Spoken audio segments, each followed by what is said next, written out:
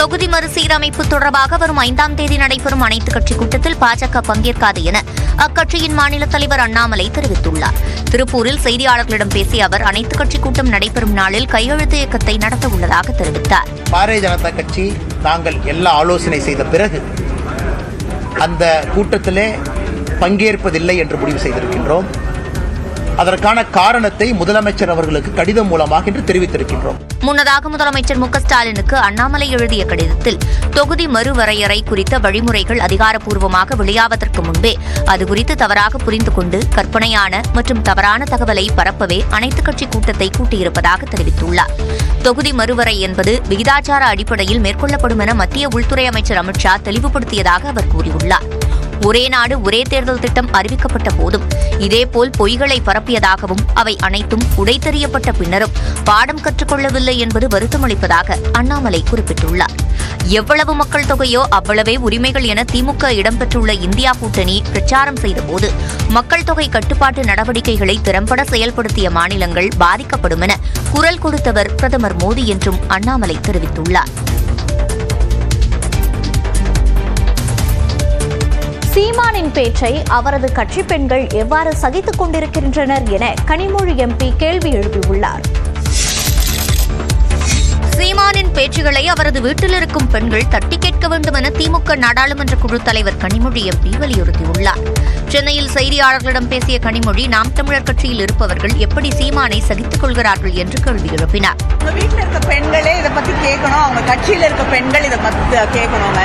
இதை விட கேவலமா பெண்களை பேசுறது அப்படிங்கறது எப்படி அவங்க சகிச்சுட்டு பொறுத்து கொண்டு இதெல்லாம் கேட்டுட்டு அந்த கட்சியில இருக்காங்க, அந்த வீட்டில் இருக்காங்கன்னு எனக்கு தெரியல. இதேபோல நியூஸ் 18 தமிழ்நாடு தொலைக்காட்சிக்கு பேட்டியளித்த மயிலாடுதுறை காங்கிரஸ் எம்பி சுதா சீமான் ஒரு மோசமான அரசியல்வாதி மட்டுமல்ல அநாகரீகமான மனிதர் எனவும் விமர்சித்துள்ளார். அதாவது பாலியல் வக்கர புத்தி கொண்ட சீமான் அவர்கள் தொடர்ச்சியாக பெண்களை பேசுவது ரொம்ப அவமரியாதைக்குரிய விஷயமாக பேசுவது என்பது அவருடைய மரபு உறுதியிலேயே உள்ளது. மார்க்சிஸ்ட் மாநில செயலாளர் சண்முகம் விடுத்துள்ள எக்ஸ் பக்க பதிவில் பெண்களை தரக்குறைவாக சீமான் பேசுவதாக கண்டனம் தெரிவித்துள்ளார். நாம் தமிழர் கட்சியில் பெண்களை மதிப்பவர்கள் இருந்தால் உடனடியாக அக்கட்சியில் இருந்து வெளியேற வேண்டும் என்றும் சண்முகம் தெரிவித்துள்ளார்.